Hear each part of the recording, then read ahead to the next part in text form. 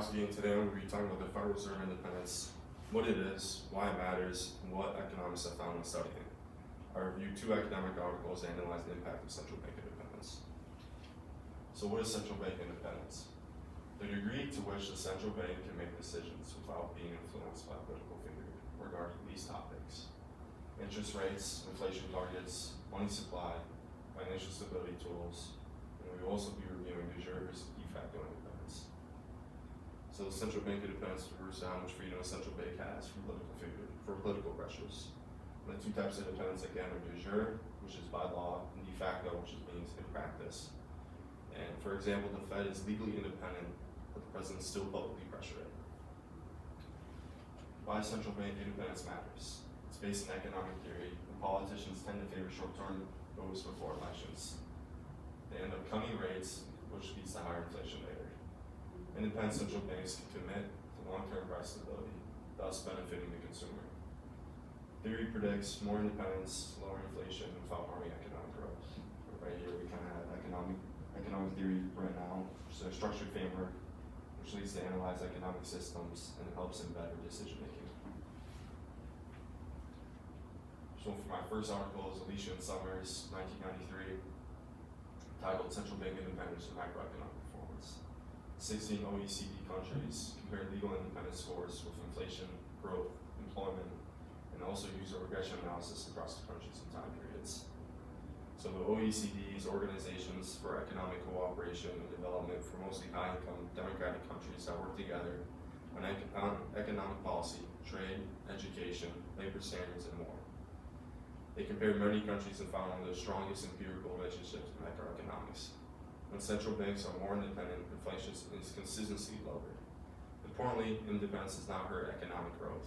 Countries with independent central banks still grow at a similar rate or even higher rates. This supports the idea that independence improves credibility. So some of the key findings, like again, higher central bank independence, lower inflation, no negative effect on economic growth or unemployment, and independence reduces inflation variability, meaning more stable prices.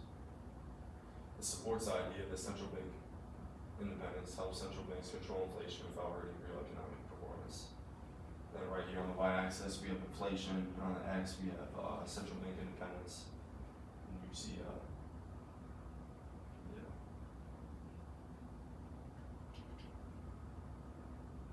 So some of the strengths and limitations: strong cross-country evidence, matches predictions from economic theory, shows independence improves inflation without trade-offs. Some limitations is focuses on de jure independence laws, not actual behavior, which might make it a little weaker. Correlation doesn't always equal perfect causation, and based on older developed economies. Article 2, 2023, Modern Threats to Independence, titled Threats to Central Independence, High Frequency Identification of Twitter. What the article is about. How political comments like tweets critiquing central bank decisions affect financial markets.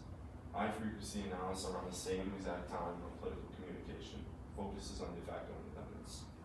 We see this most prevalent in Trump's presidency, as he often comments on the Fed and their decisions on Twitter. Trump does this to sway public and market sentiment around what the Fed should do. In recent years, pressure from the Fed has grown. Presidents and lawmakers publicly call for rate cuts or criticize policy decisions. Researchers use this kind of behavior to measure real or de facto independence. Even with legal protections, political pressures exist, which aligns with what the literature predicts. So some of the key findings is political criticism when the central bank moves financial markets ends up leading to lower expected interest rates, lower bond yields, and higher stock prices based on what the tweet and the sentiment behind it. Markets interpret political pressures as a signal that the central bank may be influenced. Interpretations. Even if legal independence exists, politicians can affect central banks' behavior indirectly through public statements. Some strengths and limitations is strengths is real-time data, leads to stronger casual interpretation, and shows independence can be weakened even without legal change. Some limitations is shows short-term effects may not equal long-term policy changes, and it focuses on specific political episodes, not universal. And it's also hard to measure the amount of political pressure being applied in each tweet. both articles show. The combined lesson is the deletion in summers, independence improves inflation outcomes without hurting growth. And the 2023 paper here shows independence can be undermined by modern political pressure, even with strong laws. And some implications for the Federal Reserve is legal independence matters, but maintaining credibility, transparency, and political neutrality is just as important today. What this means for the Fed today: the Fed is one of the world's most independent central banks, but political criticism, media scrutiny can threaten de facto independence.